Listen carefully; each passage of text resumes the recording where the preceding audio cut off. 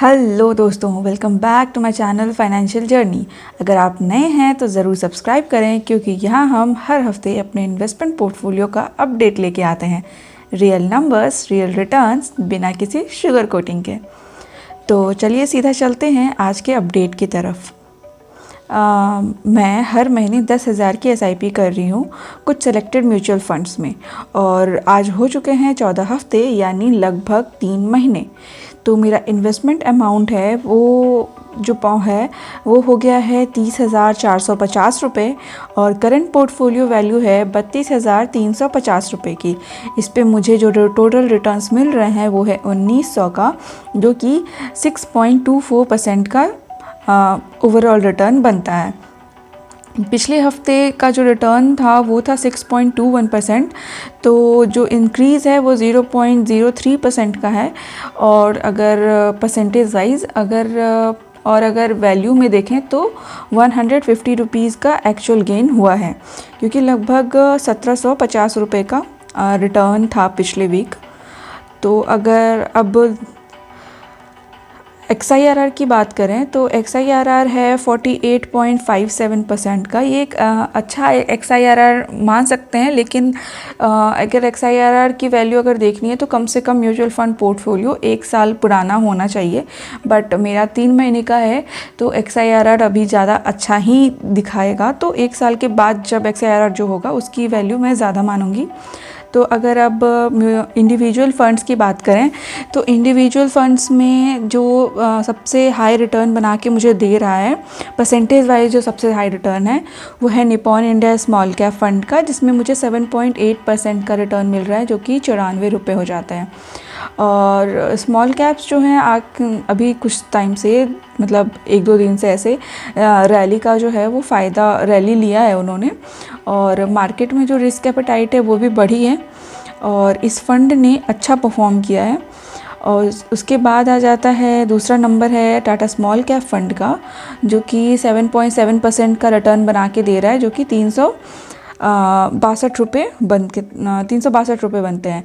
और जो टाटा कैप जो स्मॉल कैप फंड है उसमें पिछले मतलब पास्ट परफॉर्मेंस इसका बहुत अच्छा रहा है, बहुत अच्छा रिटर्न दिया है।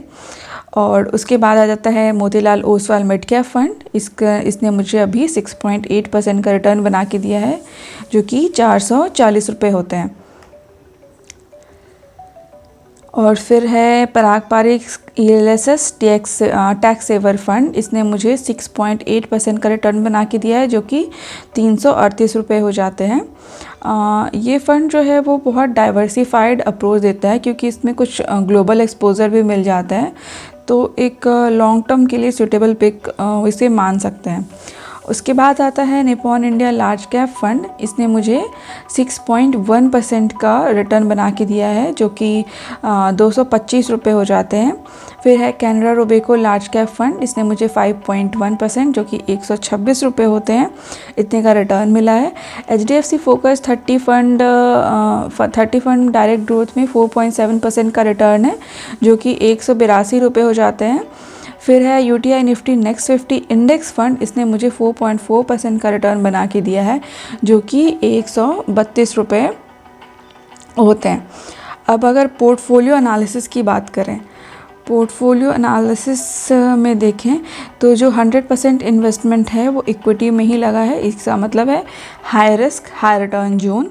और अगर सेक्टर्स की बात करें कि कौन से टॉप सेक्टर्स हैं जिसमें कि ज़्यादा एक्सपोजर किया गया है मेरे मनी का, मेरे एसेट का, तो वो है financial sector 23.32%, consumer discretionary 19.04%, technology 15.79%, industrials 12.24%, materials में 9.33% है।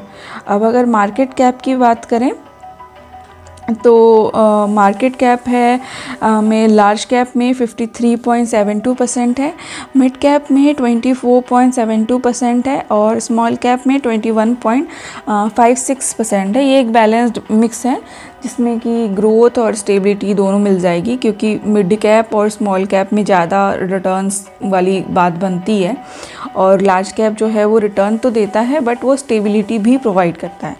उसके बाद अगर बात करें टॉप होल्डिंग्स की, मतलब जो म्यूचुअल फंड ने इन्वेस्ट किया है सबसे ज़्यादा, तो उसमें है HDFC bank 4.58%, ICICI bank 3.52%, Axis bank 2.55%, Coforge 2.16%, Persistent Systems 2.1%, Kalyan Jewellers 1.71%, Bajaj Holdings 1.66%, Kotak Mahindra 1.59%, Maruti Suzuki 1.42%, HCL 1.42%, ATC 1.36%, Reliance Industries 1.32%, Infosys 1.3%, SBI 1.21%, Coal India 1.1%, Mahindra and Mahindra 1.06%, Polycab 1.05%, Maharashtra Scooters 1.04%।